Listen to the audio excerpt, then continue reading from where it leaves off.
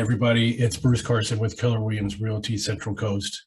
I'm reaching out to you today to talk about why properties can fall out of escrow and how do we avoid that.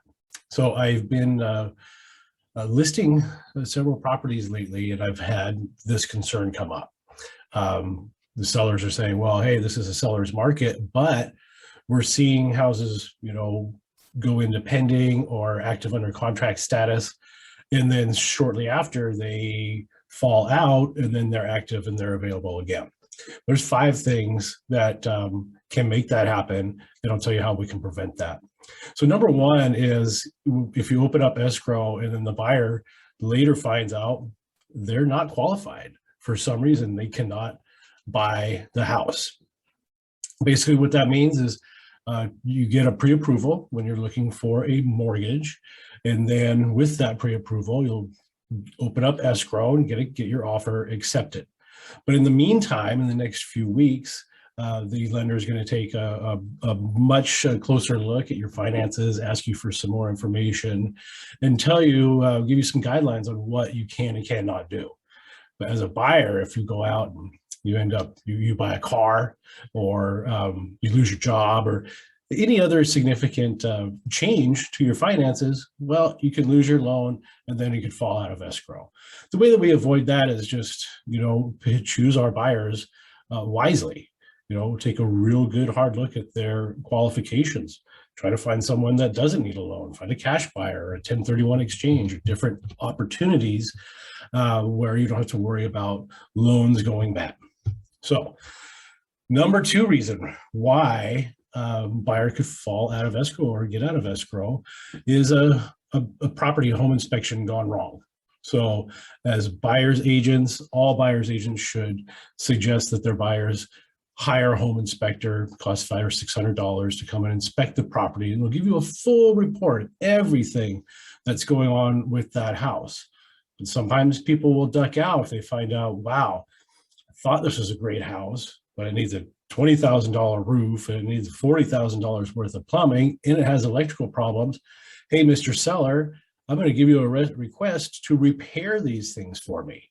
If the seller says no, buyer and seller cannot negotiate. Well, that's number 2 reason how you can fall out of escrow. Avoiding that is really pretty easy. In other parts of the country, not here in Southern California, the sellers will proactively get a home inspection before they even list their property or before it hits the market. That way, everything is disclosed. Everybody knows what they're buying. Everyone knows what they're looking at. So that's a really good way to avoid a problem like that. Number 3 reason why people can fall out is the appraisal does not match the offer. Now, this is a very big concern in today's seller's market, because we're offering houses at just under the market value. And then we're seeing offers come in over our asking price, and the prices just keep getting driven up and up and up, well over the asking price. So what happens if we get this, accept a high price for our house, the house doesn't appraise, and we're short X amount of dollars? Well, sometimes people walk away because the buyers have a couple of options. They can pay the difference. They can ask the sellers to decrease the price. You can try to negotiate somewhere in the middle, or guess what? The buyer can walk away. So a good way to avoid this, again, as a listing agent and as a seller, really go over the offers that you receive for your home, because the highest dollar amount is not necessarily always the best offer. The best offers sometimes are a little bit less than a higher amount, but it's an all cash offer, or someone's only financing, say, half of that price, or they have a big down payment. Well, those buyers are going to have some more flexibility to bridge that gap and pay the difference between the appraised value and what they offer. So that's just another way that we can work around. Be careful and read your offers. Make sure you understand exactly what's happening. Number 4 issue is a problem with the title. So in general, we start a preliminary report through a title company when we open escrow. It gives us an idea of, who the owner is. We already know that as listing agents because we've confirmed that. But sometimes during the escrow process, when the title companies start looking a little bit deeper than that preliminary report, some things can pop up with title. A big one is another owner. Maybe there's a third trustee and we only thought there were two.